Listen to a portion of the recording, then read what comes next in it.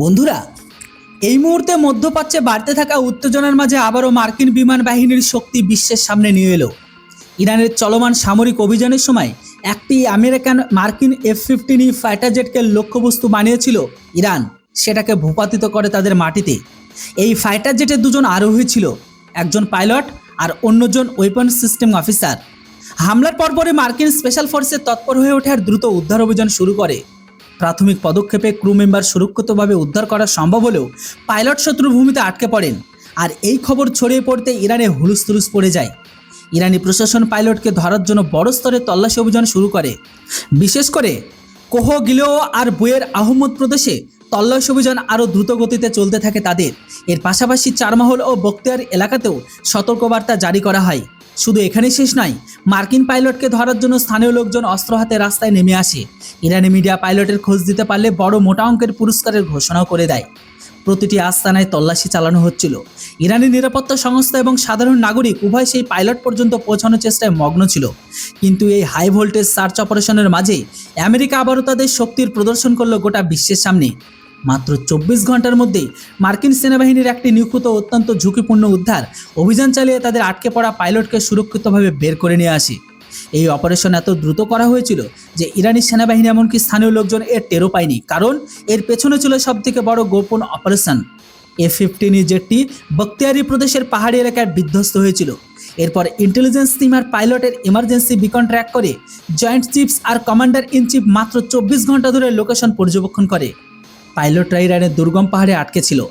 অস্ত্রধারী ব্যক্তিরা পাইলটের দিকে এগোচ্ছিল, কারণ ইরানি সেনাবাহিনী পাইলটের উপস্থিতির আভাস তো পেয়ে গেছিল। তাই মার্কিন সেনাবাহিনীর লক্ষ্য ছিল ইরানি সেনাবাহিনীর হাতে পড়ার আগেই পাইলটকে সফলভাবে উদ্ধার করে আনা। প্রথমে ইউএস স্পেশাল অপারেশন ফোর্সের হেলিকপ্টারগুলো ইরানের ভেতরে নামানো হয়। উদ্ধার অভিযান চলাকালীন ইরানি বাহিনী এমনকি স্পেশাল ফোর্সের মধ্যে ভয়াবহ গুলি বিনিময়ের ঘটনা ঘটে। গ্রাউন্ড অপারেশনের পর রেস্কিউ টিম পাইলটকে নিরাপদ স্থানে নিয়ে যায় এবং এরপর উদ্ধারকারী দল পাইলটকে বাঁচিয়ে নেয়। পাইলটকে সফলভাবে উদ্ধারের তথ্য লিখে জানান। তিনি লেখেন, আমরা আমাদের পাইলটকে বাঁচিয়ে নিয়েছি, এটি ছিল অত্যন্ত অলৌকিক একটি অপারেশন। এই সঙ্গে উদ্ধার অভিযান সম্পূর্ণ হয়েছে। একই সঙ্গে উদ্ধার অভিযান সম্পূর্ণ করা হয়েছে।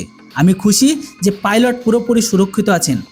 শত্রুর মাঝে আমাদের পাইলট আটকে পড়েছিল, কিন্তু 24 ঘন্টায় আমরা তার লোকেশনের উপর নজর রেখেছিলাম। উদ্ধারের জন্য ডজনখানেক বিমানও পাঠানো হয়েছিল, তবে সব থেকে মারাত্মক অস্ত্রে সজ্জিত বিমান পাঠানো হয়।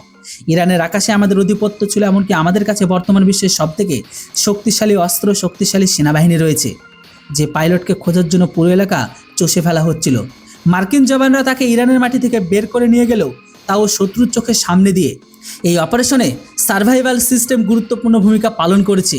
প্রযুক্তি, কৌশল এবং প্রশিক্ষণের এক অনন্য সংমিশ্রণ।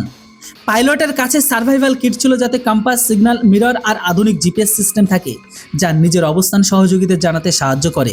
এই সাহায্যে মার্কিন সেনাবাহিনী পাইলটের কাছে পৌঁছায় আর মাত্র 24 ঘন্টার মধ্যে খলিফার চোখের সামনে তাকে বাঁচিয়ে আনা হয়। আমেরিকার সময়ে সময়ে শত্রুর এলাকা থেকে তাদের সৈন্যদের সুরক্ষিতভাবে বের করে এনেছে। সাহস এমনকি কৌশলের দৃষ্টান্ত এর আগে বহুবার পেশ করেছে। ডানকার্ক উচ্ছেদের কথা বলে দ্বিতীয় বিশ্বযুদ্ধের সময় মিত্রশক্তির সাথে মিলে আমেরিকার সমুদ্রপথে লক্ষ লক্ষ আটকে পড়া সৈন্যকে সুরক্ষিতভাবে বের করে এনেছিল।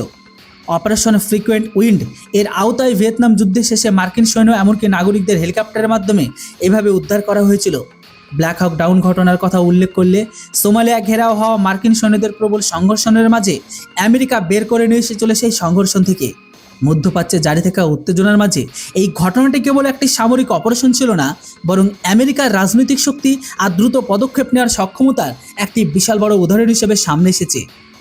তবে যেটাই হোক, এর ওপর আপনাদের কি মতামত সেটা অবশ্যই কমেন্ট বক্সে লিখে জানান। যে আমেরিকার আসলেই কি যে বিশ্বের সুপার পাওয়ার দাবি করে, সেটা কি তারা প্রমাণ করে দিল? আপনারা কি মনে করেন যে আমেরিকা ইরান যুদ্ধে শেষ আর সেটা আমেরিকায় আসবে?